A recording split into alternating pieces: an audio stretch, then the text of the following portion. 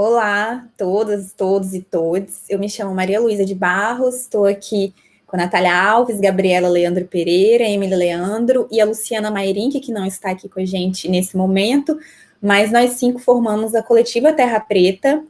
é uma coletiva que visa desembranquecer as práticas e narrativas da cidade. E hoje a gente está aqui por um motivo especial também, porque visto também todo esse panorama, né, da virtualidade desse ano que a gente foi vivendo,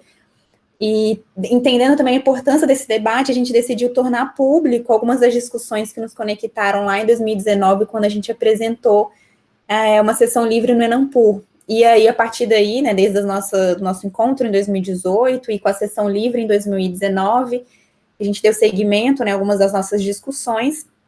Então, a gente decidiu tornar público nesse meio virtual e gravado um pouco do que a gente teceu na época. Né? Então, a gente vai passar aqui por algumas apresentações que a gente fez acerca dos nossos trabalhos, das nossas pesquisas, e uma forma de deixar registrado. Então, eu vou dar início, né, a esse momento, trazendo um pouco desse conteúdo que a gente foi apresentando no dia da sessão, que aconteceu em maio de 2019, Natal, no 18º Enampur, que é o Encontro Nacional da Associação de Pesquisadores. Esqueci. Ai, me corrijam. Planejamento Urbano e Regional. Isso. E aí foi se apresentar essa sessão livre realizada, né, no 18º Enampur. Então, pode seguir, Gaia. Dando início, né, esse momento que a gente fez, eu trouxe um pouco,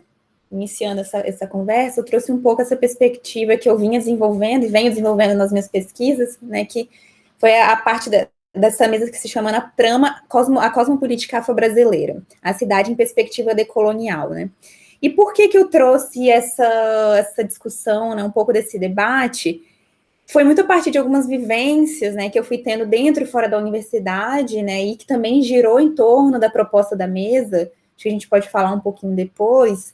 mas que era na intenção de expor de uma maneira um pouco breve, né, algumas das percepções sobre esses desafios políticos, epistemológicos,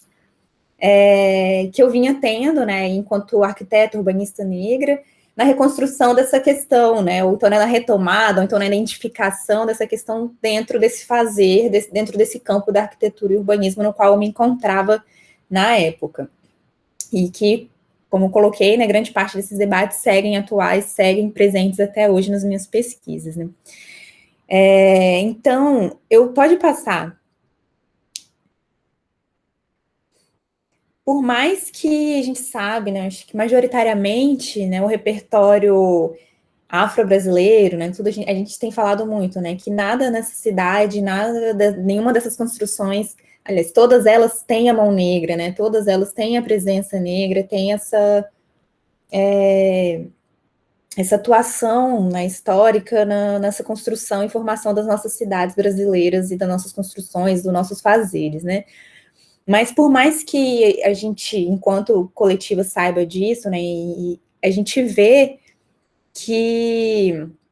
nessas práticas cotidianas, esse reconhecimento, não é dado esse devido reconhecimento, né, ou conhecimento dessas práticas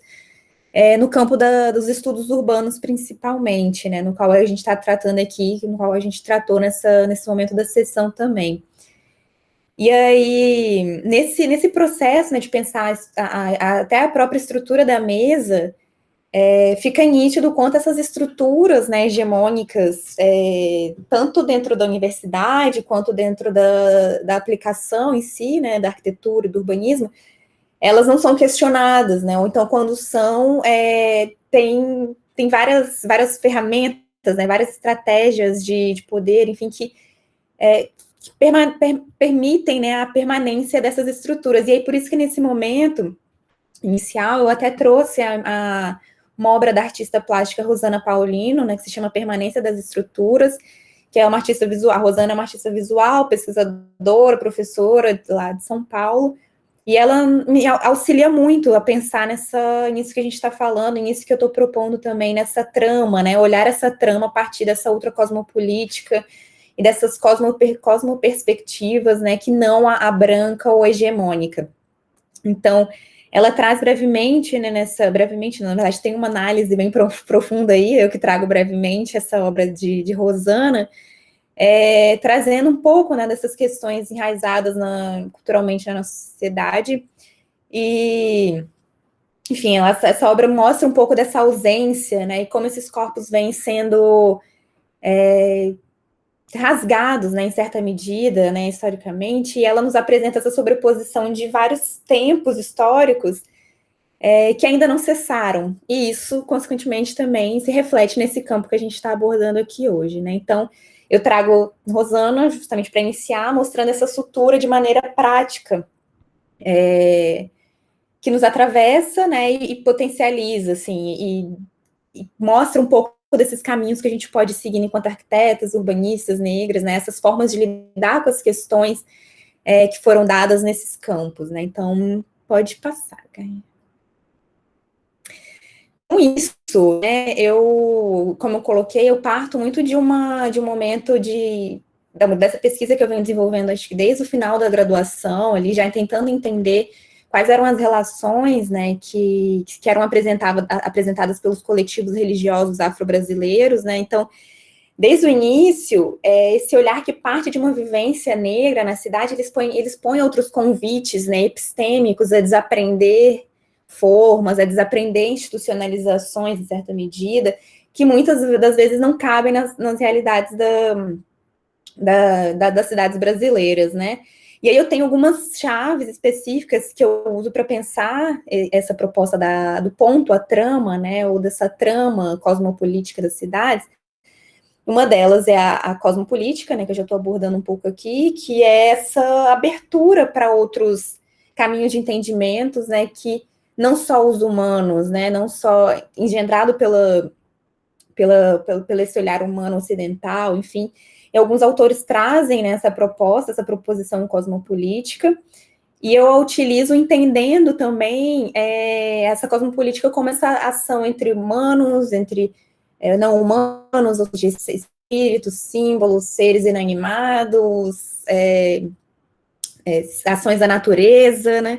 E aí tudo isso se dá no território, né, que vai impulsionando, né, a importância das experiências tidas nessa dimensão do campo dos estudos urbanos em si.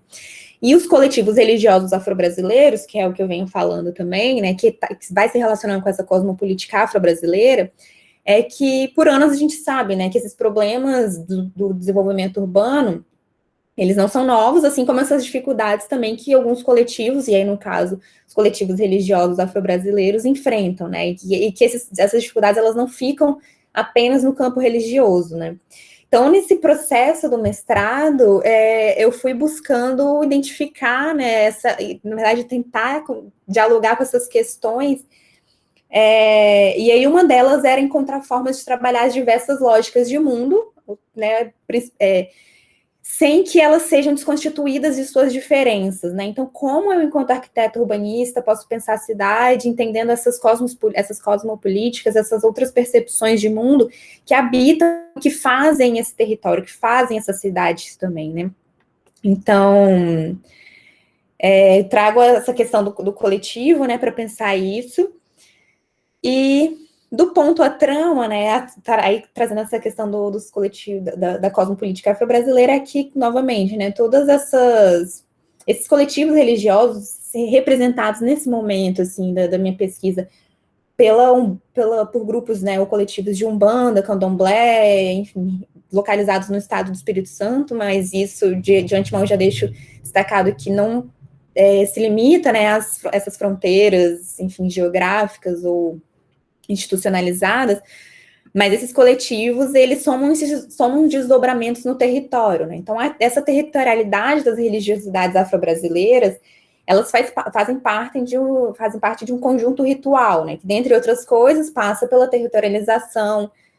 do axé, né, dos ebós, nos pontos riscados, né, e essas ações, elas não são apenas ocupações de um território ou de um espaço geográfico, né, mas elas seguem um fluxo, assim, que costumo dizer assim, que elas vão somando, né, tem todo um acúmulo, né, de ancestralidade, memória,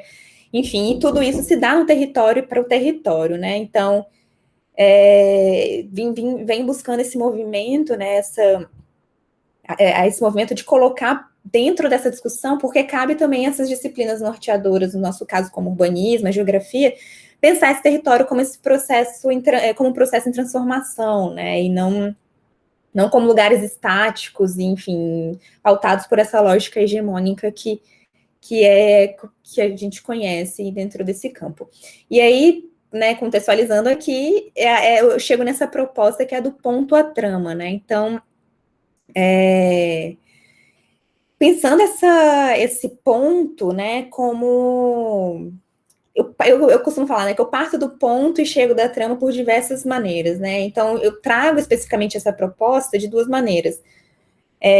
Uma simbólica, que eu vou mostrar no slide seguinte, perdão, no slide seguinte, mas até então eu trago uma de uma maneira simbólica,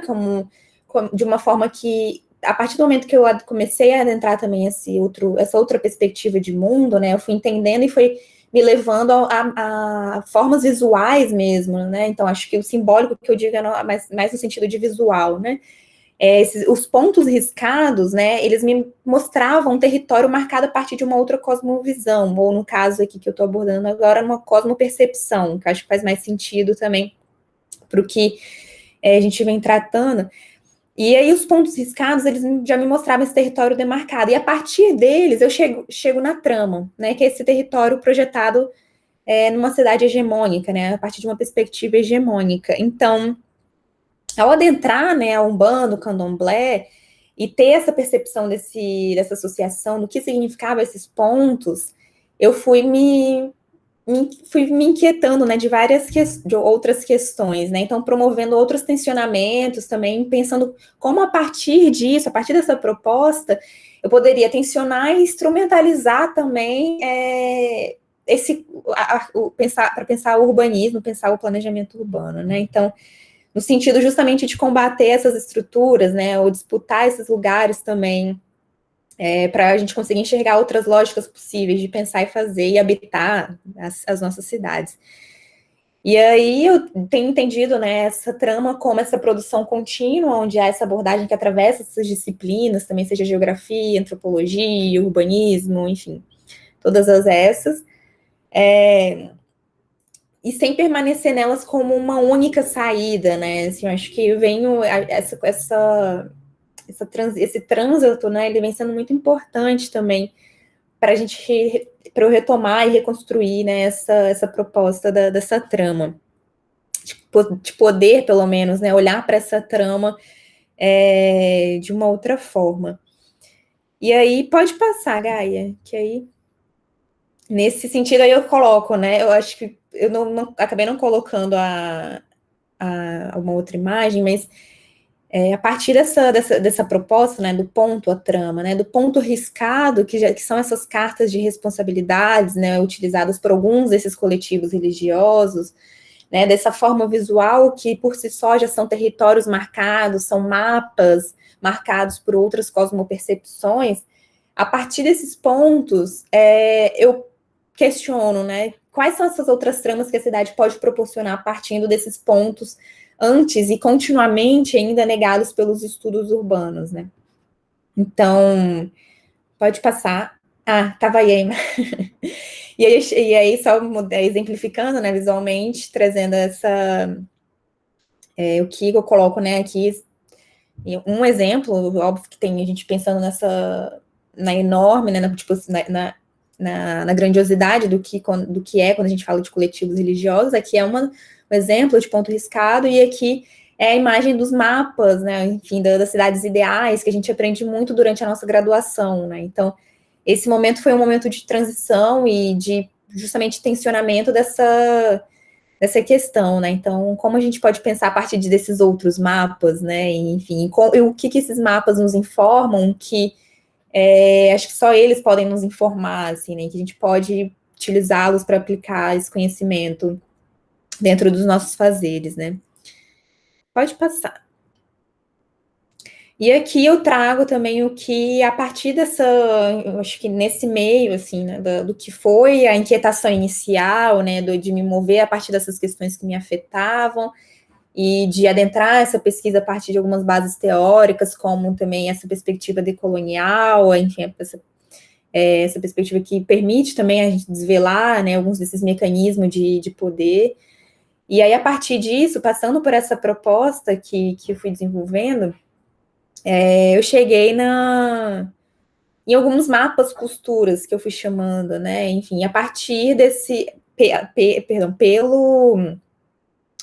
acesso que eu tive a alguns territórios demarcados, né, por essas outras percepções de mundo no município de Cariacica, no Espírito Santo, né? Então, foi a partir disso que eu comecei também a irradiar, vamos dizer assim, né, para essa percepção e essa proposta para outros lugares, né? E aí aqui eu trago, né, alguns desses mapas, né, que foram feitos na época da dissertação, especificamente, em 2018, né, que vem trazendo esses territórios que são demarcados por essas outras percepções e foram formando e constituindo novos territórios e outros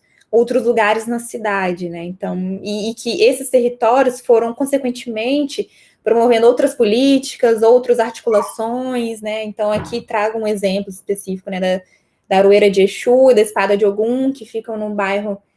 Nova Valverde, em Cariacica, enfim, ficam na frente de um dos terreiros no qual eu tive acesso, e essas, no caso a Aroeira, né, e a Espada de Ogum, elas estavam ali justamente por essas outras cosmopercepções, e começar a pautar outras dinâmicas, né, territoriais e urbanas ali, uma vez que isso também tem a intenção de virar uma praça, né, na verdade já funciona como uma praça, mas há um desejo e há um diálogo, né, entre essas pessoas que participam, né, dessas associações realizadas nesses coletivos e a prefeitura, por exemplo, né? Então há a intenção de que isso se torne uma praça a partir dessas demarcações de territórios que são, né, pautadas por essa cosmopolítica que aqui eu vim tratando, né, ou por esses outros pontos que eu venho colocando. Pode passar. E por último aqui também, né, um outro mapa costura, que é esse que eu chamo de território cosmopolítico de Iemanjá, que é na orla de Porto de Santana, que também é em Cariacica, e que essa orla é utilizada também por alguns dos coletivos religiosos do município, e também vem pautando e vem desdobrando em algumas das políticas públicas, enfim, das políticas urbanas que têm acontecido no município, assim, pelo menos há um diálogo, né, aberto a partir dessas linhas, né, se eu posso dizer assim, dessas linhas de pensamento por esses coletivos, e há esse diálogo aberto que vem tecendo e firmando esses outros territórios, expondo eles para outros lugares. E aí eu finalizo, né, esse breve momento de explicação, assim, trazendo um pouco que a partir dessa proposta, né, acho que pensar tanto essa questão das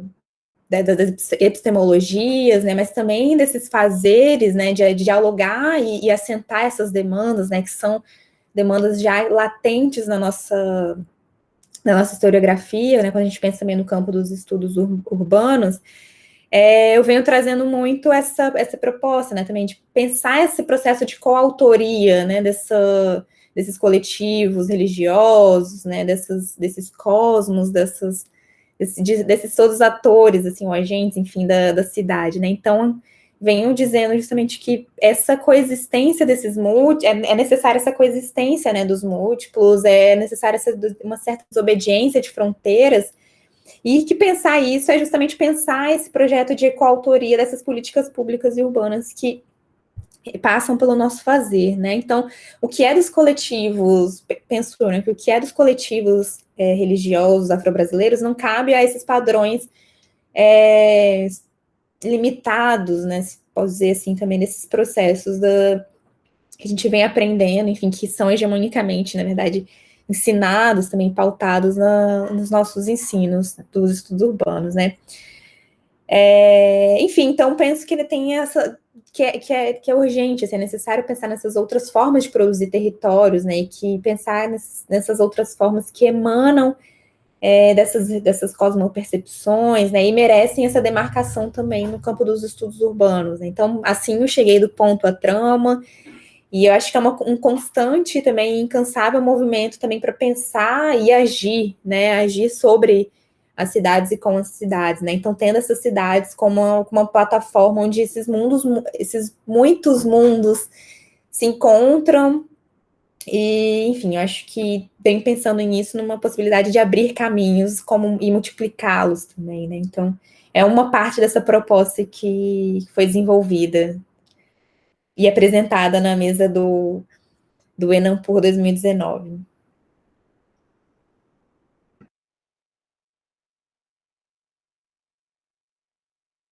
Deixa eu abrir meu microfone aqui. Então, gente,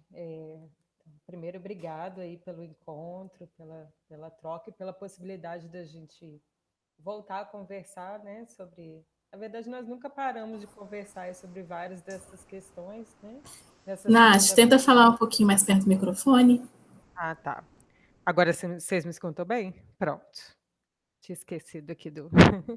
Então, primeiro, eu estava agradecendo, né, a possibilidade da gente encontrar aí nessa segunda-feira para retomar aí várias dessas questões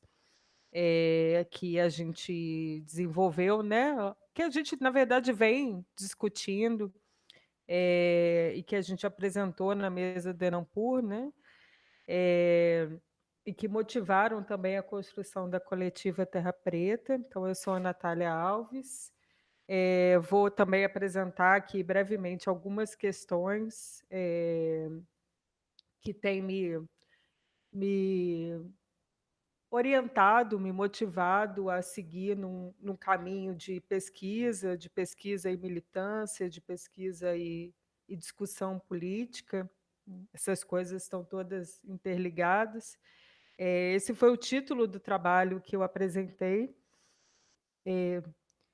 E acho que uma primeira questão é pensar hoje, né, mais amplamente essa abordagem interseccional, né, aquela que considera a natureza interrelacionada de dominação e opressão de gênero, raça, classe, sexualidade, como uma contribuição não só daquelas que se autodenominam feministas negras ou do pensamento feminista negro, mas do pensamento de mulheres negras mais amplamente, né? Seja aquelas que se reivindicam enquanto feministas negras ou diversas pensadoras que reivindicam outras perspectivas dentro do campo do pensamento das mulheres negras, né? Acho que tem duas coisas que são bem importantes nesse trabalho, e acho que a gente, enquanto coletiva, compartilha algumas delas. Acho que, em primeiro lugar, essa questão da pesquisadora e do lugar da produção acadêmica, da universidade na sociedade e, sobretudo, quando a gente vai discutir os territórios negros, né? Que lugar é esse da pesquisadora, do pesquisador e da produção acadêmica e do diálogo, da interrelação e do embate com outras pesquisadoras intelectuais que não constituíram sua trajetória dentro da universidade e dos processos, né, desses lugares de validação do conhecimento. Então, como é que esse encontro se dá, esses embates, essa discussão? Foi uma coisa bastante importante para mim. E segundo, aquilo que o texto, né, que o título já anuncia, que é como pensar a produção do espaço, a produção dos territórios negros e dos conflitos urbanos a partir de uma chave que considera, visibiliza, anuncia o caráter interrelacionado das relações da opressão das relações de dominação. Então, como em cada processo é indissociável pensar, junto com classe, raça, gênero, sexualidade, todas essas dimensões. Se puder passar.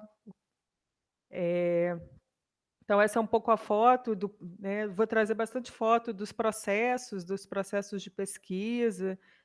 para que vocês também possam ter um pouco a ideia do que eu estou falando, vejam o rosto das pessoas, das parceiras da pesquisa. Então, essa aqui foi foi uma atividade, desculpa, Gai, foi uma atividade de produção coletiva do espaço comunitário da ocupação, que foi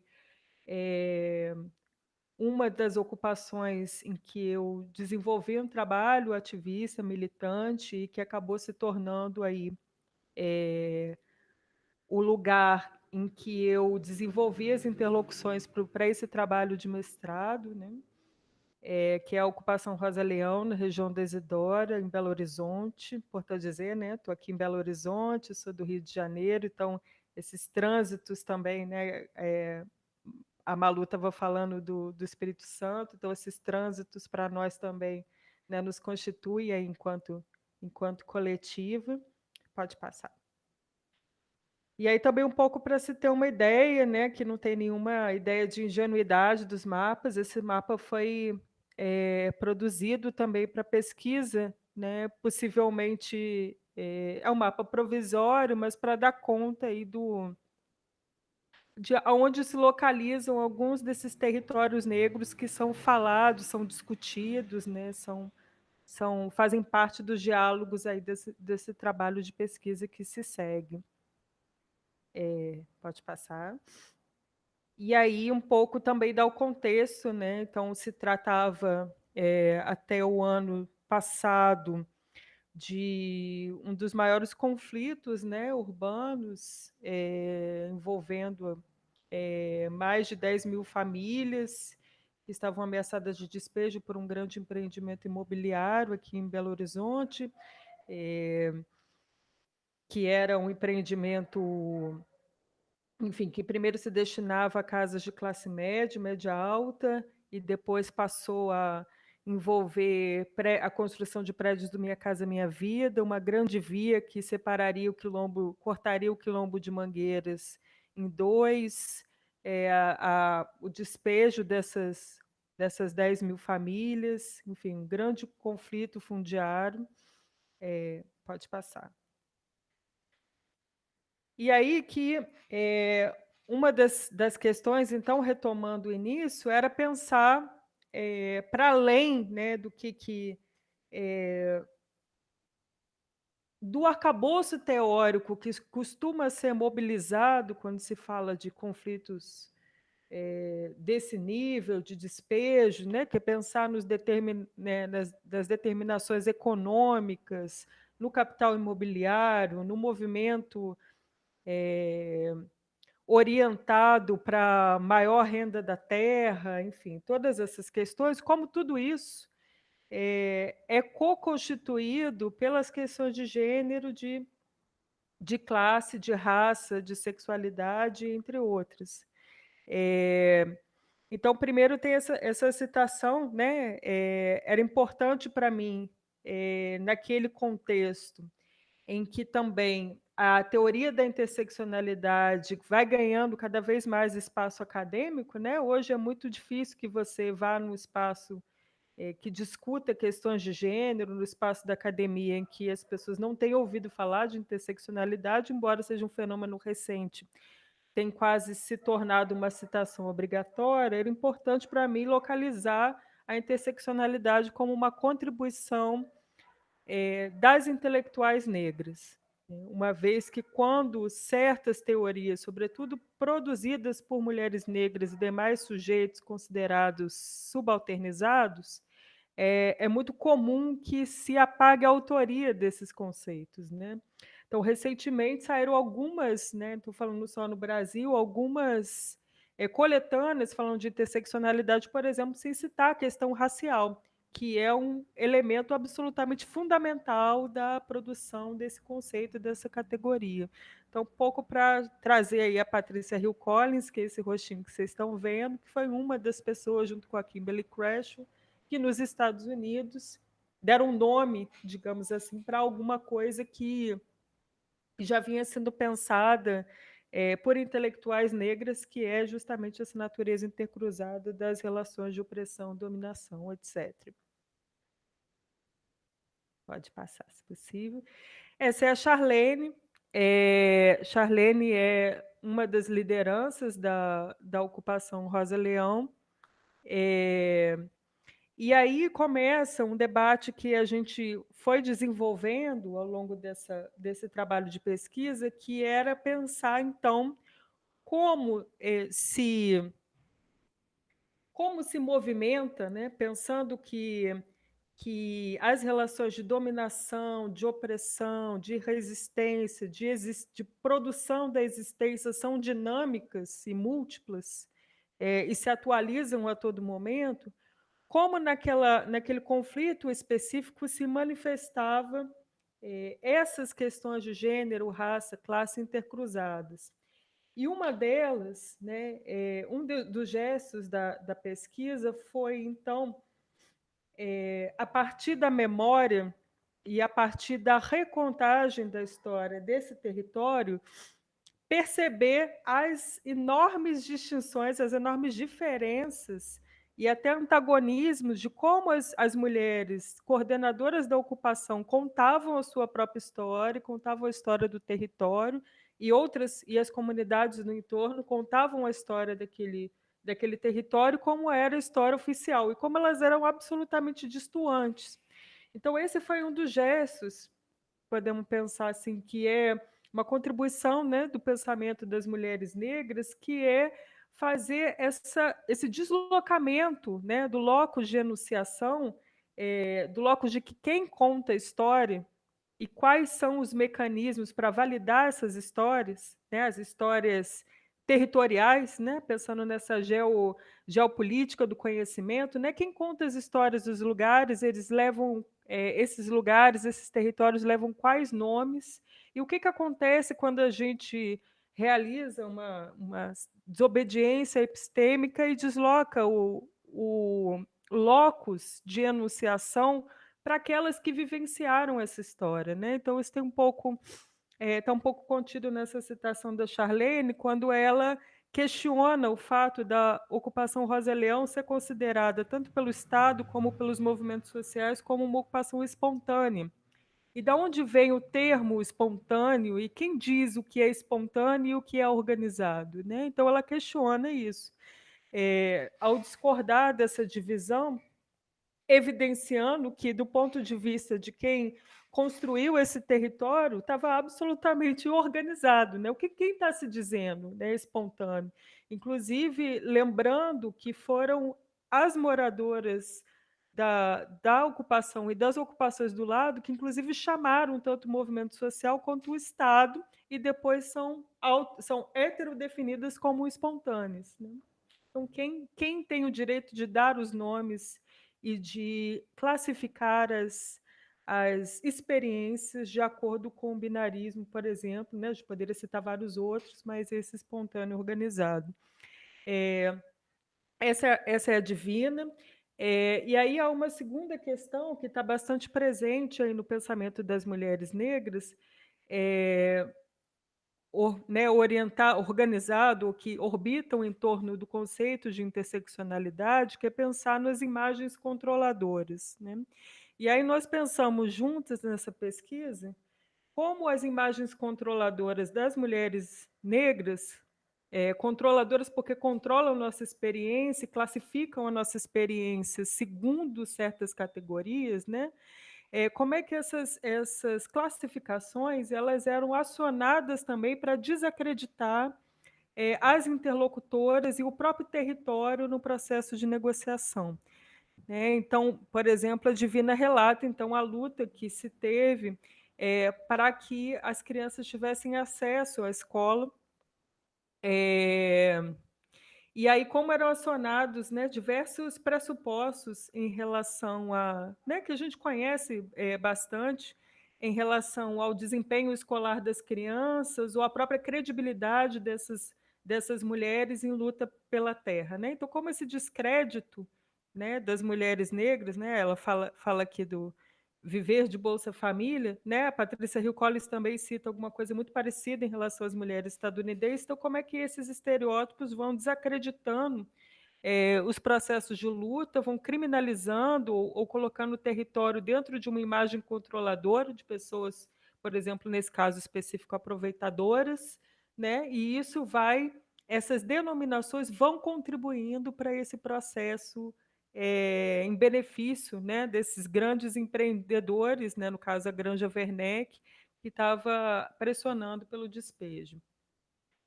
Aí um pouco o que é a ocupação Rosa Leão. Aí eu acho que agora pode isso é um pouco o que foi o trabalho, algumas das ferramentas, né, que foram usadas por mim em conjunto com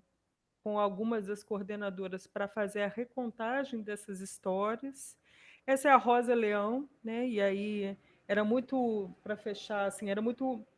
importante, né, que logo no início, na primeira semana da ocupação, ela foi denominada Rosa Leão em memória de uma outra liderança comunitária do território ao lado. Então, como há aí um processo de luta pela memória, então a denominação desse território como Rosa Leão, inclusive antes da chegada do Estado, antes da chegada dos movimentos sociais, buscava então fazer uma disputa territorial contra se insere num processo de disputa territorial contra os processos de embranquecimento daquele território, a partir da denominação, né, da homenagem de uma outra mulher negra que foi uma militante, uma lutadora bastante importante da região. Então, a gente foi também recontando a história da Rosa. E aí, acho que é uma boa citação para encerrar, né? A Lélia Gonzalez retomando, né, junto com a Patrícia, podemos botar em diálogo junto com a Patrícia Hill Collins, pensando, né, que o gesto de resistir ou de construir outras imagens que se contrapõem às imagens controladoras é a disputa pela autodefinição da sua história, da sua trajetória. Então, quando as mulheres, quando os moradores dão o nome de ocupação Rosa Leão, quando insistem na recontagem de uma história que parte de uma perspectiva que não é a da chegada do Estado, a da chegada do capital imobiliário,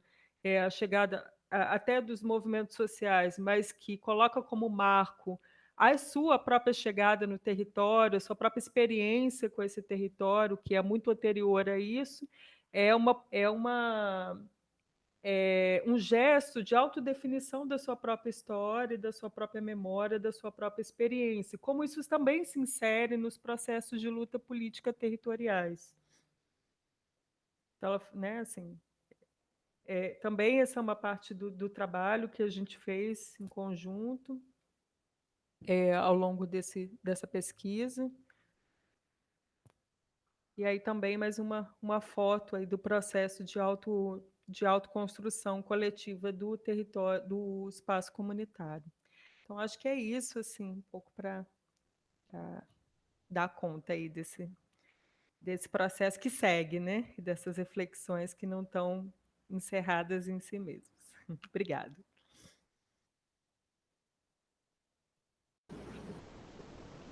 Olá, gente, todas e todos e todos, boa noite. Também agradeço, como a Natália e a Malu, que já iniciaram, né, as apresentações, por a gente ter esse espaço aqui virtual para poder compartilhar um pouco do que foi esse momento da sessão livre apresentada no Enampu, rememorar um pouco essa apresentação e também trazer talvez novas perspectivas, né, a partir do que a gente tem feito de lá para cá. Eu vou fazer também, tentar, né, passar um pouco da apresentação do que foi, né, da sessão livre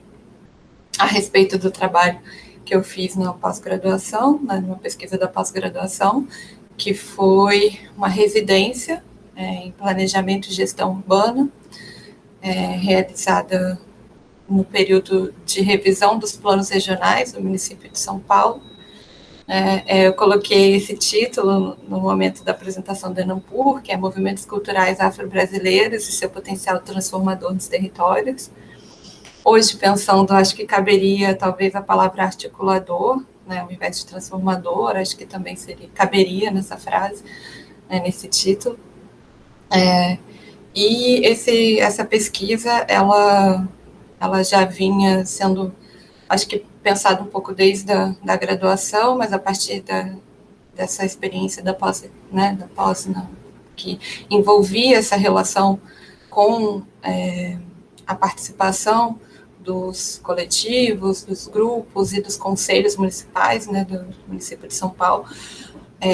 Nós, enquanto residentes, uma turma de 32 residentes, a gente pôde também ter uma experiência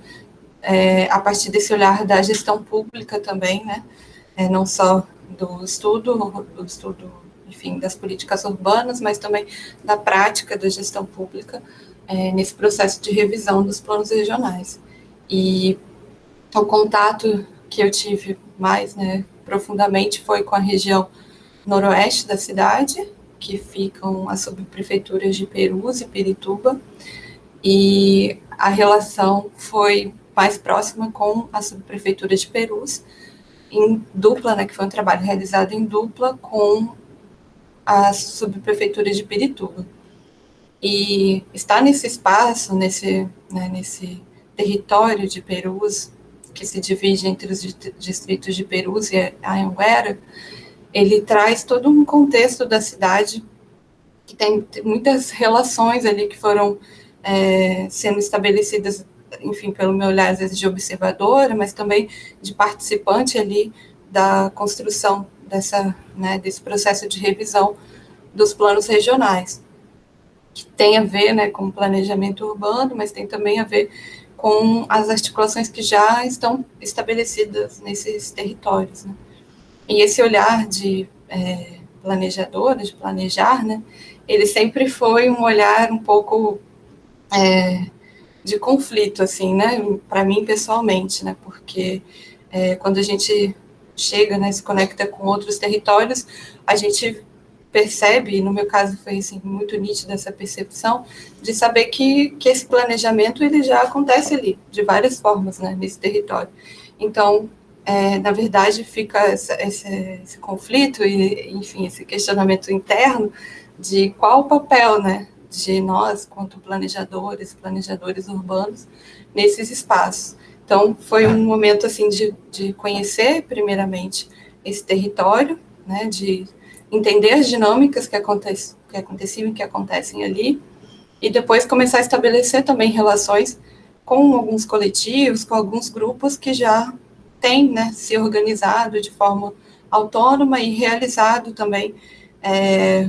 essas articulações que, na minha perspectiva, e também, né, de outras pessoas que participaram desse processo, já são formas de planejamento urbano, já são políticas ali aplicadas no território. E aí eu vou falar especificamente dos coletivos culturais, né, com esse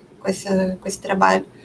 realizado nos distritos de Perus e de Anhanguera, mas que tem conexões e que, enfim, se relacionam com outras regiões da cidade e também de outros municípios ali próximos, né. Perus, ele fica no limite do município de São Paulo, então ele já faz divisa com outros municípios, né, e ele está no final, depois do Rodoanel, né, da extensão do Rodoanel. Então, a primeira questão ali muito presente no território é principalmente essa relação com o direito à cidade, de estar na cidade e de exclusão da cidade, né. Tem muitas pessoas que moram no município de São Paulo e acham que Perus já está fora do município por estar depois do Rodoanel, né. Você é a última estação nessa região noroeste da cidade. E depois também de relacionar, além desse processo de entender geograficamente, né, onde esse território ele está na cidade, mas também das relações que são ali, né, que estão se estabelecendo ali, e do processo também histórico que movimenta, né, essa região, assim, né. Pode passar. Aí tem uma imagem, que é uma imagem que dá para ver um pouco a característica também de relevo e tal do bairro, que é do Recanto dos Humildes, que é um bairro, acho que é o bairro mais populoso dessa região, e que ele revela também como aconteceu um pouco o processo de urbanização dessa região e tal, e que tem a ver com um movimento trabalhista muito forte. Pode passar, por favor, né? Eu acho que tem uma imagem da fábrica, isso. Tem a ver com o movimento trabalhista muito forte, que é onde ficava a primeira fábrica, acho, de cimento de São Paulo, que é a fábrica de cimento de Perus, que foi a fábrica que movimentou um pouco a ocupação inicial dessa região, né, que foi inicialmente ocupada pelos trabalhadores ali da fábrica, tinha uma vila e tal dos trabalhadores, então o fornecimento de todos os processos de infraestrutura pública, infraestrutura urbana dessa região vieram muito por conta da fábrica, né, dessa região da fábrica, que exercia ali um papel de provimento, né, do trabalho, mas também de dominação grande, né, por parte dos proprietários, donos dessa fábrica, que resultou numa longa resistência dos trabalhadores, né, que eles estavam no movimento dos queixadas, que é histórico para o município de São Paulo, enfim, para o Brasil também, porque é uma greve que durou mais de 7 anos, se eu não me engano, e que resultou no fechamento dessa fábrica, né, e que hoje, até hoje, existe um movimento que veio, né, que foi criado depois dessa greve, desse fechamento da fábrica, de reapropriação dessa fábrica para um uso, né, que tenha a ver com as demandas, né, da região, do bairro, principalmente por um espaço cultural. E aí esse movimento de resistência trabalhista, e que foi também se desdobrando para outros movimentos de resistência, ele fez com que esses grupos, né, essas articulações, elas se mantivessem muito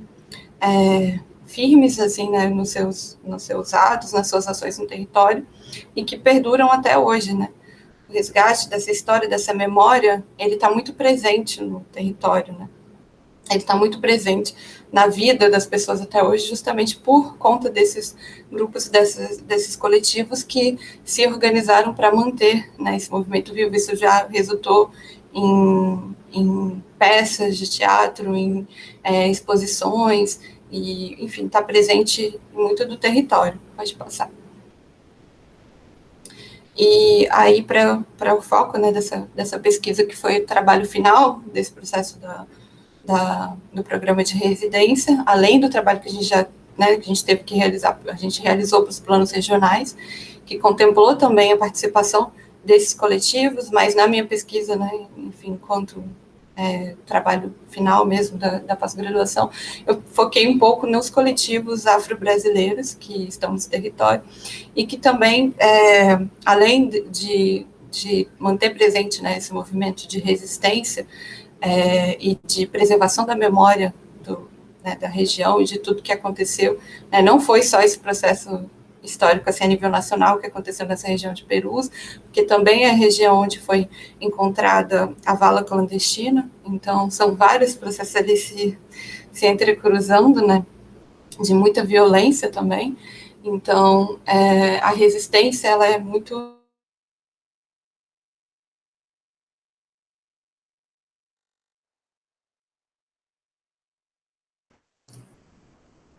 Acho que Emily, se você puder repetir, deu uma travada na sua fala. Opa, voltou agora?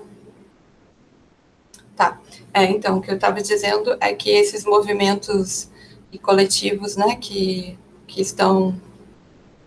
que foram mais presentes, assim, na minha pesquisa, que eu tive mais contato, foi a comunidade cultural Quilombaque e a ocupação Casa do Hip Hop, que também realiza algumas atividades no território, e que estão presentes há muito tempo, não somente enquanto espaço físico, né, que também existe, mas principalmente enquanto articuladores e que movimentam diversas ações ali no território, né. E aí vem sempre aquela questão inicial, né, que é essa de quem constrói a cidade, né, quem constrói as políticas públicas, quem constrói os projetos, quem constrói os espaços públicos e quem articula essas ações nos territórios, quem articula também essa construção de espaços públicos, ainda que não institucionalizados, né, mas que são, e não deixam de ser espaços públicos, também não só voltados a essa relação cultural, mas também estabelecendo outras relações, como geração de renda, processo de economia colaborativa, né, economia solidária, e pensando também o futuro, né? Pode passar. Uma das pessoas que foi uma referência assim, muito importante durante esse período de pesquisa foi o Soró, que era, né, uma pessoa muito importante para o movimento cultural quilombaque, no sentido da representatividade que ele ocupava nesse espaço e também das perspectivas, né, que ele trazia como possibilidade de pensar o futuro dessa região, né, pensar o futuro da região de Perus. Ele sempre falava um outro mundo é possível, uma outra possibilidade de construção de sociedade é possível, né, e nós podemos fazê-lo, nós já estamos fazendo, e foi muito gratificante, muito bom para mim poder ter acesso a isso durante as atividades que aconteciam ali no espaço do Quilombaque, mas que se distribuíam por todo o território, né, por todas as regiões, e como como essas conexões elas acabavam e acabam resultando em um território pensado e articulado no formato de rede, né?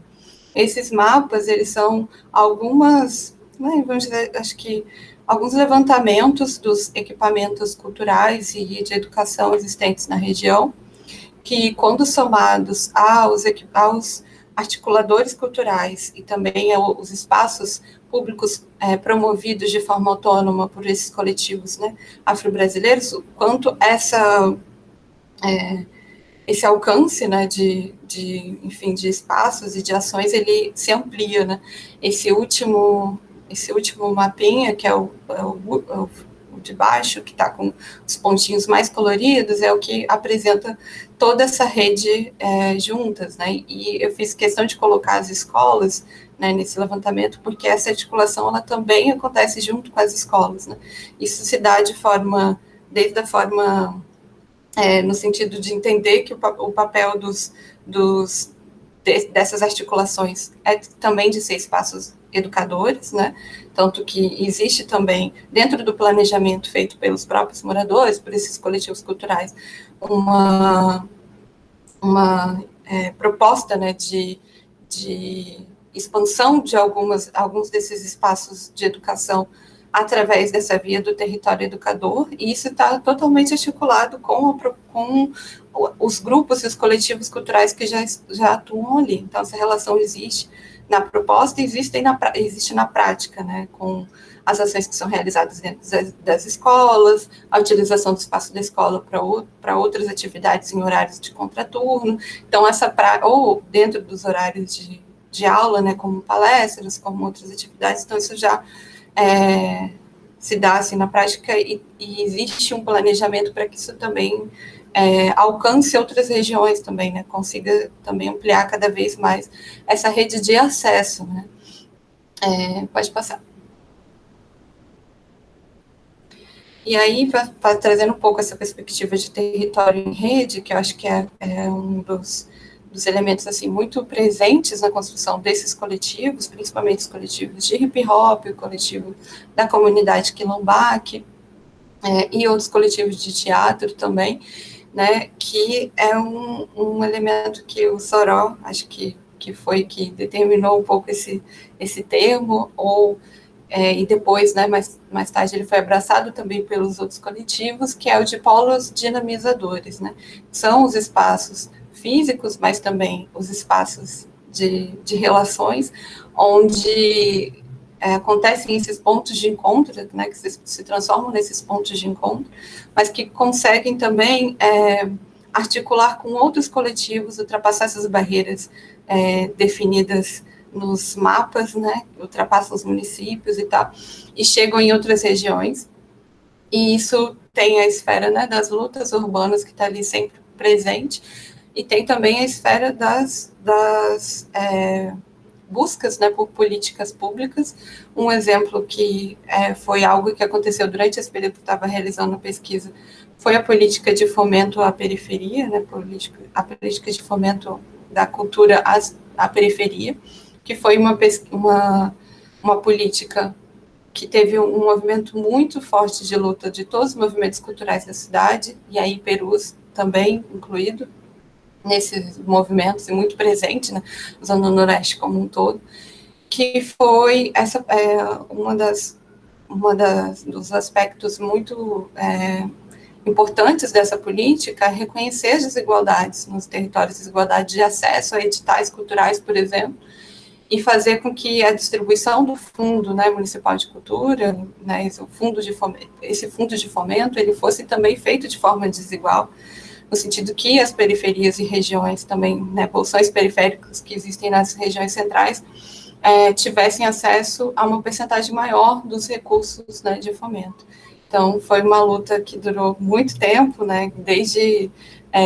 reuniões, né, para a construção dessa política e desse projeto, quanto também de pressão, né, em quem tem o poder, que poderia lá votar, né, para que essa lei fosse finalmente aprovada. Então, acho que essa relação de articulação, ela também resulta nessas políticas e resulta também na microescala, né, no território, nos bairros, em mais acesso também nas próprias regiões, assim, nos próprios bairros ali próximos às regiões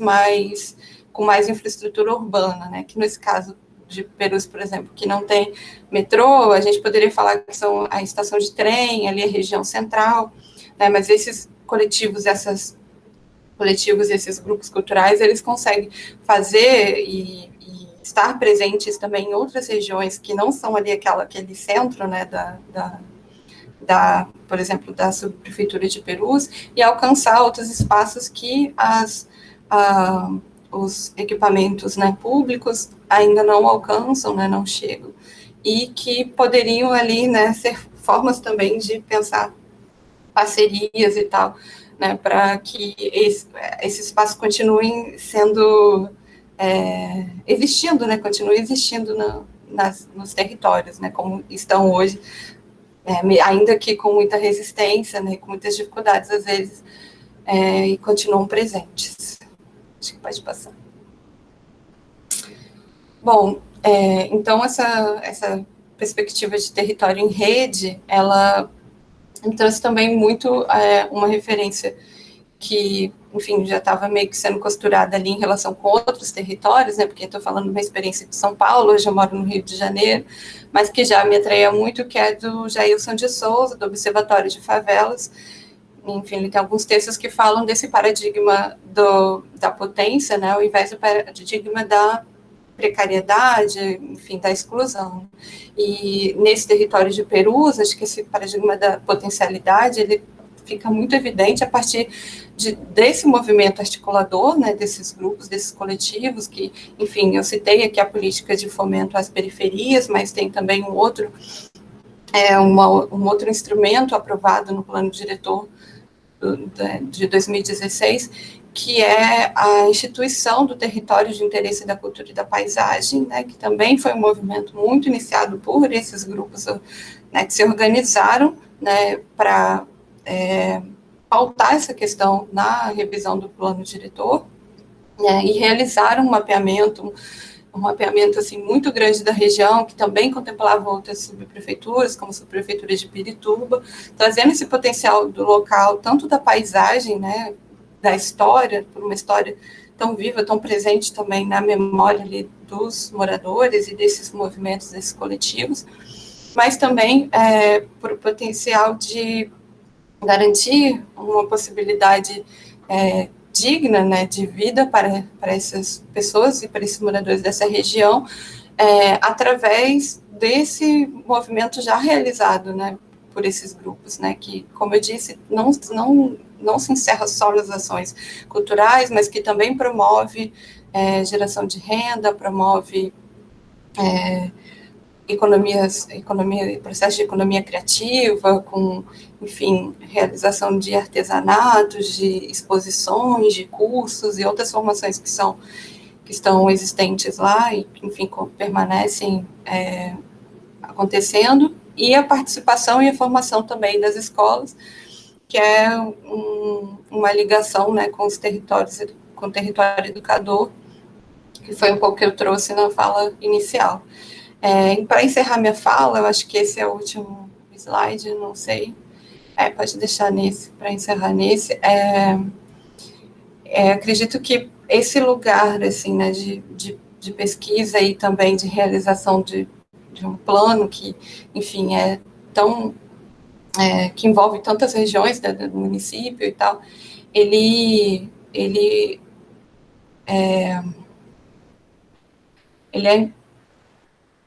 acho que é fundamental, assim, né, para a construção, né, dessas ações e desses planejamentos posteriores, né, a participação e a atuação, né, desses grupos e desses coletivos que já se articulam no território e que já fazem planejamento urbano, né. Eu não queria nomear, né, falar planejamento insurgente, planejamento conflitual, eu acho que não me cabe agora colocar essa nomenclatura, né, mas simplesmente reconhecer que esse planejamento ele existe, né, nesses territórios, em outros tantos territórios, né, de forma contra-hegemônica, né, de forma autônoma e produtora de várias práticas, de várias ações concretas, né, e que merece cada vez mais continuar mantendo essa autonomia, né, mas também disputar esse lugar da gestão pública e do Estado, né, que é quem também vai promover ali as ações públicas, que vai promover a infraestrutura urbana, né, e que muitas vezes acaba atravessando, né, e, enfim, rasgando, deslacerando esses, né, sem reconhecer que esses processos já acontecem nos territórios, né. Então, acho que foi um pouco isso, não sei se tem mais algum slide, acho que foi, né. Sim, essa é uma das atividades que eu pude acompanhar, que a gente está em Soró aqui do lado. Soró faleceu ano passado, né, essa liderança que eu falei, e a Almir estava dando a aula sobre questões também voltadas ao território, acho que no slide estava ali Milton Santos, uma coisa assim, foi uma atividade bem massa, assim, que pude acompanhar, né, em alguns momentos que a gente esteve lá, e que se tratava também do planejamento do território de interesse da cultura e da paisagem, né, que é aí um instrumento concreto que foi incorporado no plano diretor, né, na revisão de 2016. Acho que é isso. Obrigada, gente. Ei, gente. E só talvez lembrando, né, Emily, que a gente fez um episódio do podcast Desembranquecendo a Cidade, que é um dos projetos que a gente, enquanto coletiva, tem tocado, chamado Ferve Território, onde a Emily conta também, né, outros elementos que estão presentes nessa aproximação dela com o território de Perus. Então, também quem quiser conhecer mais e, enfim, desdobrar essa conversa da Emily, tem nas nossas plataformas, Spotify, enfim, só buscar lá, né, Desembranquecendo a Cidade. Então, eu vou apresentar também, né, agradecer também a Nath, Malu, Emily e a Lu, assim, por essa empreitada aí de compartilhar, de manter, né, esse encontro que aconteceu em 2018 e da gente ter sustentado isso para além dessa apresentação. E agradecer mesmo às meninas também por esse espaço de compartilhamento que a gente tem construído nesses últimos anos. E aí voltar um pouco nessa apresentação do ENAMPUR, né, que eu nomeei Desembranquecer a Cidade, apontamentos sobre os marcadores territoriais da negritude, que talvez nem também não daria esse nome hoje, contar um pouquinho, talvez, menos sobre, acho que a aposta foi essa na época, sobre questões específicas, né, de uma pesquisa específica, mas pensar como uma perspectiva também formada pela discussão interseccional, e por um modo de fazer e de pensar espaços de aprendizagem, de formação,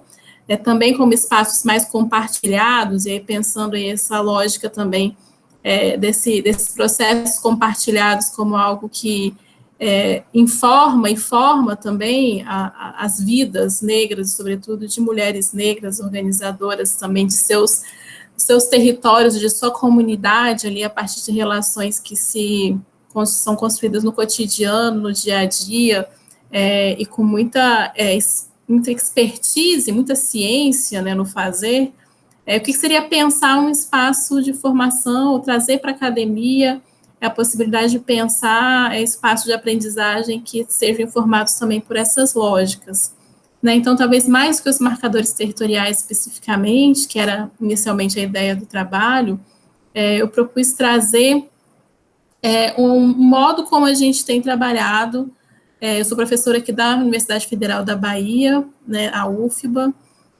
e dentro da UFBA eu integro o grupo de pesquisa Lugar Comum, e também um grupo de estudos chamado Corpo, Discurso, Território, um grupo de estudos não institucionalizado ainda, mas que a gente tem discutido esses modos de fazer pesquisa, sobretudo, modos de pensar essa produção de conhecimento, também diálogo com sujeitas não acadêmicos necessariamente, como a Nath também colocou na pesquisa dela, pensando essas outras cosmoperspectivas também, como a Malu trouxe, e também pensando essa articulação entre sujeitos e territórios, como a Emily também colocou na fala dela. Né? Então, acabei trazendo para essa apresentação do ENAMPUR mais essa possibilidade de pensar um espaço de aprendizagem também mais compartilhado. E aí começo a falar, trazendo como imagem também de referência e como fagulha inspiradora para esses processos, né, Carolina Maria de Jesus, que foi uma escritora negra que publicou na década de 60 um livro chamado Quarto de Despejo, depois uma sequência de outras publicações, que foi a interlocutora do meu trabalho de doutorado, chamado Corpo, Discurso, Território, que é também um nome que, enfim, acabou sendo o nome do grupo de estudos. Mas pensando a Carolina nesse gesto, né, de auto-contar, né, a sua própria, a narrar a sua própria vida, de construir uma ontologia também em relação à sua própria descendência familiar, de resgatar os seus ancestrais e trazê-los para a sua própria narrativa. Né? A Carolina nasceu em Minas em 1914, em Sacramento, filha de uma mulher que nasceu na Lei do Ventre Livre, neta de um negro escravizado, cabinda, e como ela mesmo dizia, da última leve, os mais bonitos e mais inteligentes, né, e a quem ela fazia referência a essa intelectualidade herdada dela, desse avô africano. Né? Então, esse gesto da Carolina de contar a própria vida e de construir para si, né, uma possibilidade de ser a gerência dessa narrativa é algo que temos inspirado aqui no grupo de estudos a pensar os gestos acadêmicos, né? E aí só trouxe bem rapidamente também para também pensar esse lugar da produção de conhecimento acadêmico, né? Esse é uma contagem já desatualizada desse lado dos quadradinhos da quantidade de professores que compõem o corpo docente da FAUFBA, né, em Salvador. Em cinza são os professores que autodeclaram brancos, em rosa pardos e em vermelho pretos, né? E do outro lado é um mapa da cidade de Salvador, onde a gente tem em azul a concentração no território de pessoas que se autodeclaram brancas, e em verde e vermelhas que autodeclaram negras, né? Pretas e pardos. E aí como a gente vê como que essas composições, né? no território e na academia são muito demarcados pela racialização, né, pela perspectiva racial, pelo evento racial que nos constitui. Então, pensar esse espaço que a gente está provocando, né, como desembranquecer a cidade e desembranquecer a academia, né, é também muito informado por esses marcadores que já constituem tanto o espaço acadêmico quanto a própria territorialização das nossas cidades, né, e enfrentá-los, encará-los como questões importantes de serem trazidas e pensadas academicamente, ou militantemente, ou politicamente, sem se esquivar de lidar com o dado racial, né? Então, a partir só dessa referência, como a cidade é territorialmente racializada, e como a academia também é um espaço racialmente informado e constituído, né, é que essa pesquisa, que essa apresentação um pouco traz alguns elementos, né, de que como a gente tem tentado encarar isso a partir de perspectivas também formadas pelo diálogo com autores e autoras que nos alimentam, sobretudo pensando dessa perspectiva interseccional. Tal menos como tema, mas talvez o que seria pensar, né, reflexivamente as questões sobre a cidade, levando em consideração a natureza interligada das opressões de gênero, classe, raça, sexualidade, e também as questões as cosmoperspectivas, cosmopolíticas e cosmopoéticas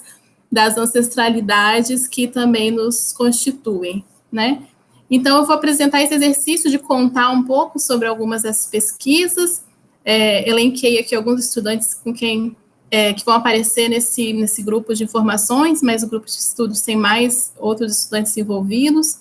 mas fiz uma proposta de demonstrar como algumas pesquisas realizadas pela Sofia Costa Lima, Jones Nascimento, Gustavo Santiago, Jairo Santos, Caroline Souza e Thalia Santos se articulam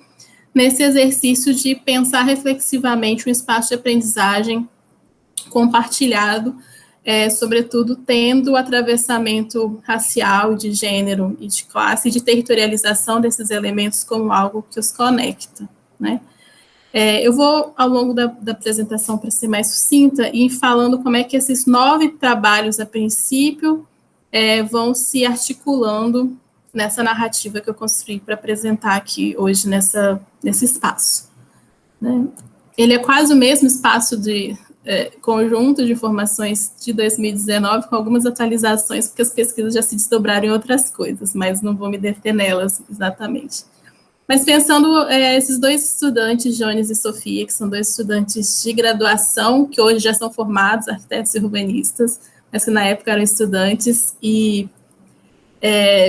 estudantes negros, autodeclarados negros, com origens distintas. Jones vem do Recôncavo e Sofia de Salvador mesmo, do Rio Vermelho, e que tem relações de proximidade, de amizade na escola, mas também de relações de trânsitos e deslocamentos que acabam também se cruzando a partir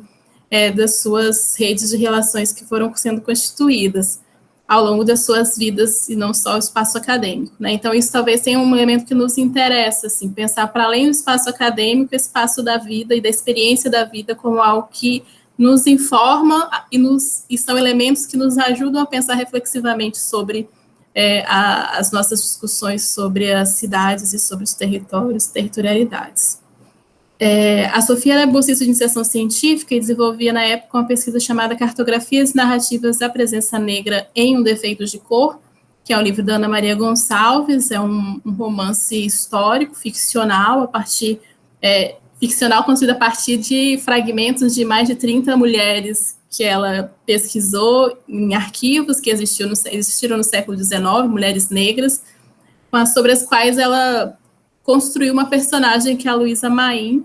uma personagem que existiu com fragmentos dessas informações registradas, né, documentadas, e que foi importante na revolta dos malês, uma revolta escrava que aconteceu no século XIX em Salvador. E o Jones estava fazendo, na época, um trabalho de final de graduação chamado Territórios Afrodiaspóricos, Cultura e Cidade de Jubeiru, que é um bairro de Salvador. Um bairro que tem uma concentração grande de um território que, durante muito tempo, foi ocupado em diferentes momentos por populações negras distintas, mas que tem uma grande concentração de negros que teriam, enfim, né, na diáspora da região centro-africana,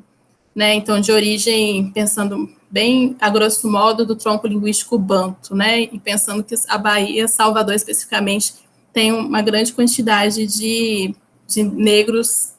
de origem também, a grosso modo, Nagô e Yorubá, como sendo constituidoras dessas culturas diaspóricas, né? Então, o Beiru se destacava por essa presença banto, que era um dado importante para a gente pensar esses territórios. A Carol, outra pesquisadora que, à época, mora em Alagados, no subúrbio ferroviário, e na época também pesquisava esse encontro entre literatura e cidade e antropologia a partir do livro Cidade das Mulheres, da antropóloga Ruth Landes, que foi para Salvador também fazer uma pesquisa na década de 30, nesse país onde não existem leis raciais e as raças vivem todas em harmonias, né, pensando essa pesquisadora estadunidense que vem atrás do mito da democracia racial. O Jairo, o estudante que também estava nessa mesma pesquisa, mas estudando a obra chamada Corta-Braço, que falava sobre a primeira ocupação urbana de Salvador, que depois virou o bairro Perovais, e o Gustavo, que está fazendo o seu projeto de mestrado em Itapuã, uma dissertação chamada Sankofa, retomada das narrativas sobre as transformações de Itapuã, morador de Itapuã, e que retomando essa narrativa da cidade a partir, sobretudo, da interlocução com os mais velhos do bairro. Né? E aí eu destaco aí o Jairo e o Gustavo como amigos de escola, porque eu acho que tem um dado muito importante que são as ações afirmativas, né? De como é que elas vão fazer com que os espaços acadêmicos, sobretudo os cursos mais elitizados e embranquecidos, como o curso de arquitetura, possa ser um espaço que, aos poucos, vai se tornando também um espaço mais enegrecido, e a possibilidade de reencontrar nesse espaço acadêmico amigos de escola, coisa que é super comum para os estudantes de arquitetura brancos e brancas, mas que é muito raro para estudantes negros, exatamente por esse crivo social e racial que o curso sempre teve, né? Então, esse encontro recíproco, né, de possibilidade de se reconhecer enquanto questões, enquanto trajetórias, enquanto relações com a cidade, tem sido muito caro para pensar as pesquisas, né? E, novamente, como é que isso afeta o espaço acadêmico, isso tem sido importante não perder de vista. Então, vou só ir pontuando algumas coisas, como elas foram se conectando a partir desse conjunto de 5 estudantes, então, de graduação e de pós, com pesquisas que versavam sobre a cidade, informadas por questões que atravessavam, atentas às interseccionalidades, e como elas foram fazendo muito sentido, pensadas articuladamente do século XIX para frente, né? Então, a Sofia, que estava pesquisando o livro Um Defeito de Cor, a gente encontra as mulheres, as ganhadeiras, como uma das principais presenças no espaço urbano desde o século XIX. Né, isso faz com que a gente construa uma pesquisa iconográfica para tentar pensar não só em territorializar essas dinâmicas do livro, mas também construir, pensando nessas imagens também, não só de controle, mas ao contrário, como é que a gente toma de volta essas imagens construídas, também a revelia dessas presenças, mas para recolocar e reposicionar essa espacialidade urbana a partir das narrativas negras e repovoando também esse imaginário sobre a presença negra nas cidades. Né? Então, isso faz com que a gente adentre um pouco mais nessa relação do trabalho com a rua das mulheres negras e vai descobrindo, por exemplo, que o Gustavo, que mora em Itapuã, é neto da Dona Maria, também conhecida como Dona Maria da Fonte, que é a baiana de Acarajé de Itapuã. Então, esse trabalho de venda na rua, né, que a gente identificou lá no século XIX, a partir das pesquisas com a Sofia, é um trabalho que permanece nas cidades até o dia de hoje, e, sobretudo, tendo as mulheres negras à frente desse espaço urbano, na continuidade dessa relação de trabalho com a rua. E a gente descobre que a avó da Sofia também mora em Itapuã, então como é que a gente se aproxima das nossas mais velhas para poder ir rememorando essa relação com a cidade, com a rua e com o trabalho e com esse seu núcleo familiar alargado. E a gente começa a perceber também que isso era muito possível de ser trabalhado para repensar as conexões e os sentidos e os modos de pensar a produção desse território. Né? Então, essa pesquisa iconográfica também fez com que a gente tentasse voltar, então, também a disputar a construção de cartografias e de imagens e ou experimentar outros grafismos e conexões que nos informassem elementos sobre trabalho, sobretudo, e rua, a partir da presença das mulheres. Aqui algumas imagens dos trabalhos que a Sofia tem feito de repensar as cartografias, e repensar também essas narrativas sobre esses contextos urbanos. E também colocar na roda de novo essa rua informada pelas pesquisas e por essas narrativas que situam, reposicionam a presença negra nas cidades. A gente começou a pensar também que essas mulheres mais velhas, por exemplo, nesse gesto de construir seus núcleos familiares alargados, também constroem cidades, parte de bairros inteiros a partir desses seus movimentos de atração e de gestão dessa sua pequena comunidade no entorno, o que fez com que a Sofia avançasse na pesquisa dela para o trabalho final de graduação, num projeto chamado Casa, Corpo e Memória, a partir das memórias das mulheres mais velhas de Itapuã, e recontando esse processo de construção de uma parte do bairro a partir dessa presença dessas mulheres. Do outro lado, essas mulheres mais velhas e as mulheres em geral aparecem também no trabalho da Carol, que trabalha com o livro da Cidade das Mulheres, da década de 30,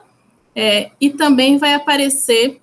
sobretudo, nessa relação entre o que é essa negociação entre a rua e essa ocupação da cidade. Né? A gente começa a descobrir, por exemplo, que o corta-braço, que é a pesquisa que o Jairo estava fazendo, ela é muito representada, novamente, nas iconografias, voltando para a nossa preocupação em relação ao imaginário, seja através das obras pinturas do Caribé, seja a partir das fotografias do Verger,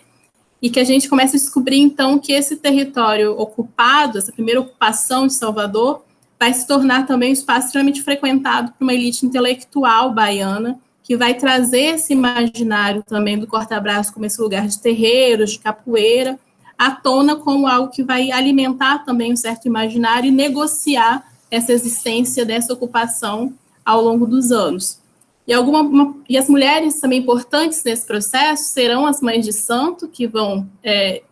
liderar nesses seus territórios uma série de dimensões, não só que extrapolam a dimensão espiritual e religiosa, mas mesmo de pensar essa organização comunitária, e a partir das quais a gente vai identificando, né, assim como a gente identificou das ganhadeiras, outras mulheres que vão tradicionalmente vão se manter nesse lugar de articuladoras de territórios e de uma política nessa cidade, a partir do seu reconhecimento pela sua comunidade imediata, mas não só, pela sua capacidade de negociação também, ao longo do tempo, que vai refletir diretamente nesse impacto dessa permanência ou nessas articulações possíveis que os seus próprios territórios vão ter na cidade. A gente começa a ver como é que as coisas vão se atravessando, porque o trabalho do Jones, que eu falei inicialmente no Beiru, é um desses territórios que foi quilombo, que teve muitos terreiros e que depois recebeu vários conjuntos habitacionais, sendo continuamente sobrepostas dinâmicas de territórios negros na cidade até os dias de hoje. E bem próximo do Leia Xiao-Pao-Fonjá, onde a Mãe Senhora vai ter um papel muito importante nessa articulação na metade do século XX, vai estar o bairro do Beiru, onde o Jones trabalha, onde o Jones vai desenvolver sua pesquisa. E aí a gente trago aqui, para poder já ir fechando nessa emaranhado de pesquisas que se comunicam, o seu José Adário, que é um ferreiro da Ladeira da Conceição da Praia, um território no centro de Salvador, e que a gente estava envolvido num trabalho de projeto de extensão sobre o protagonismo popular e ancestral na produção da cidade de Salvador a partir dos artífices da Ladeira da Conceição, que são trabalhadores que estão lá desde o século XIX, e que a gente descobre, ao longo das conversas e entrevistas com o José Adário, que ele nasceu no Perovais, exatamente nessa ocupação que o Jairo estava pesquisando, dentro de um terreiro, que era o terreiro de sua avó. Então, a gente começa a ver que essa cidade vai se conectando a partir de perspectivas e de dinâmicas negras, de formas não dadas por uma certa narrativa oficial desse processo de ocupação da cidade, onde a presença negra e a agência negra sobre essa produção da cidade é extremamente minimizada. E aí, por fim, trago aqui do lado do seu Zé Adário a Castiel, que aparece pequenininha aqui, que é uma artista visual de Vitória, a qual a gente tem sempre feito muita referência enquanto Terra Preta, pelas questões que ela traz à tona, que, sobretudo, que, enfim, pensando nela a partir dessa reivindicação desse corpo quilombo, né? A Castiel é capixaba,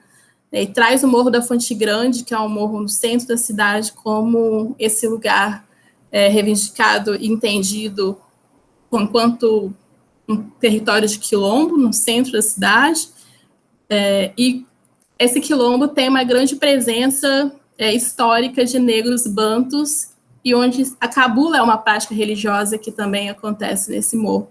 né? E aí volta a cabula do Jones, que é esse território do Beiru que ele estudou, onde tem essa grande presença de negros bantus conectando de uma forma um pouco inesperada Salvador e Vitória, a partir dessas presenças ancestrais e dessas práticas e cosmopoéticas e cosmopolíticas que estão presentes nele, né? E aí eu me coloco nesse diagrama de referências, de conexões, pensando em como construir, a partir, então, desses gestos cartográficos, essas investigações sobre, talvez voltando para o título do trabalho, esses marcadores territoriais informados por essa agência negra de produção da cidade, que é por onde eu tenho trabalhado nas minhas pesquisas, em conjunto com esse grupo de estudantes que tem desenvolvido pesquisas muito relevantes para o campo. Então, eu acho que eu fecho aqui, assim, sem adentrar, mas já também falando bastante dessas pesquisas, nessas possibilidades conectivas,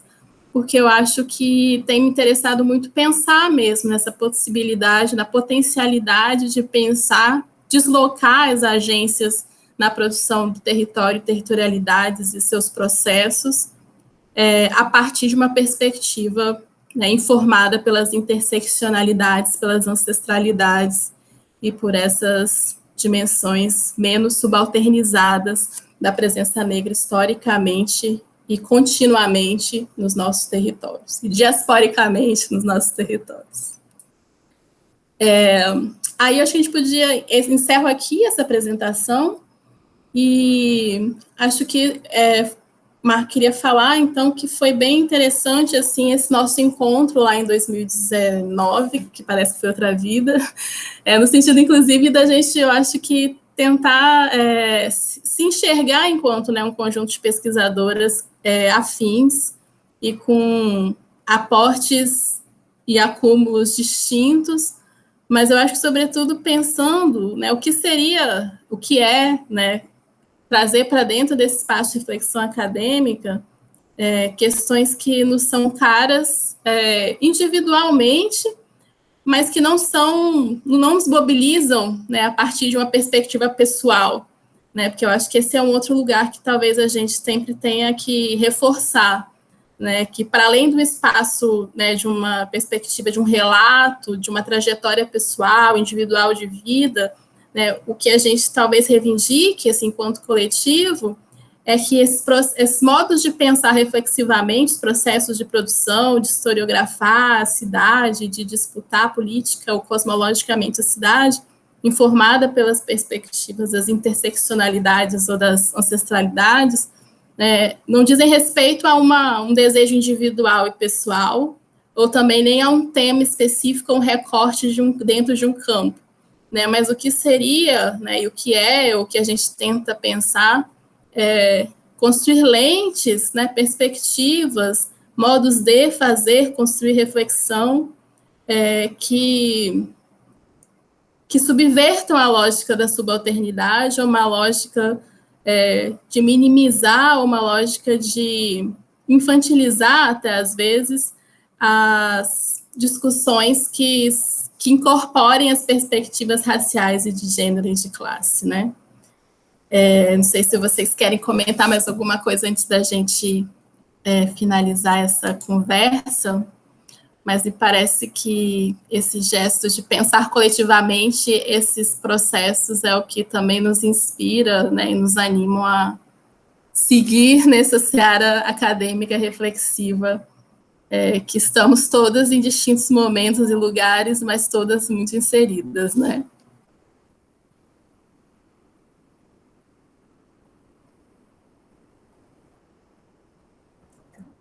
Pode falar. Não, só comentar, né, que alguma dessas percepções e dessas articulações que a gente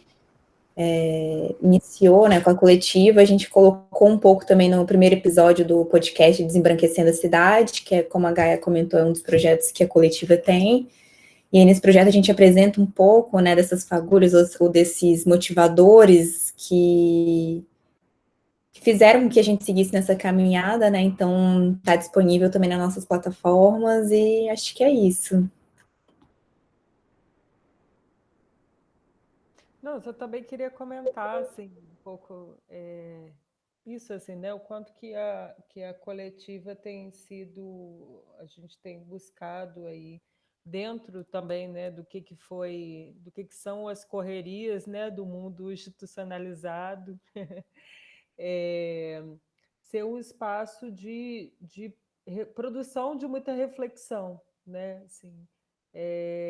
dentro das nossas conversas e de fortalecimento, eu acho que de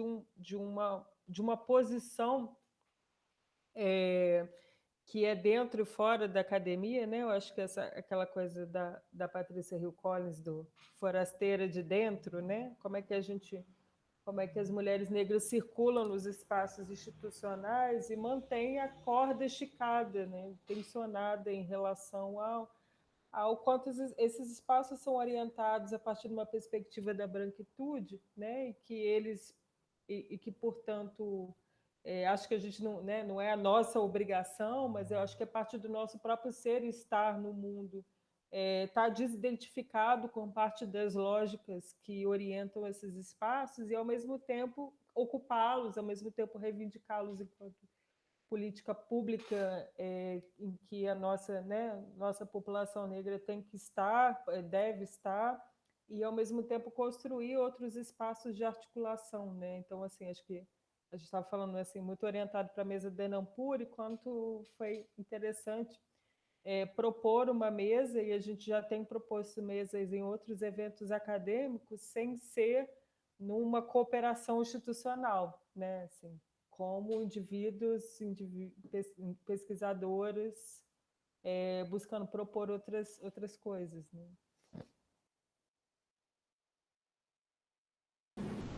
Eu já estou muito contemplada com a fala de vocês, mas eu acho que hoje, especificamente, né, a gente gravando esse vídeo aqui, nesse contexto de pandemia, né, que, enfim, está atravessando 2021, não sei como vai chegar em 2021, mas mesmo em tempos, assim, difíceis, acho que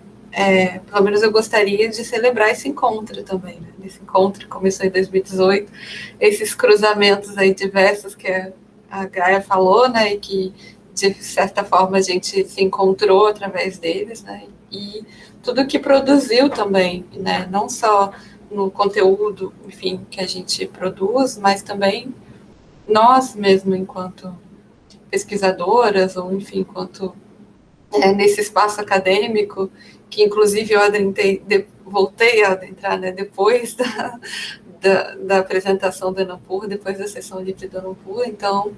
acho que é importante também celebrar esses encontros, né, que continuam, permanecem acontecendo, que propiciam tantas trocas, tanto diálogo, né, tantas reflexões, como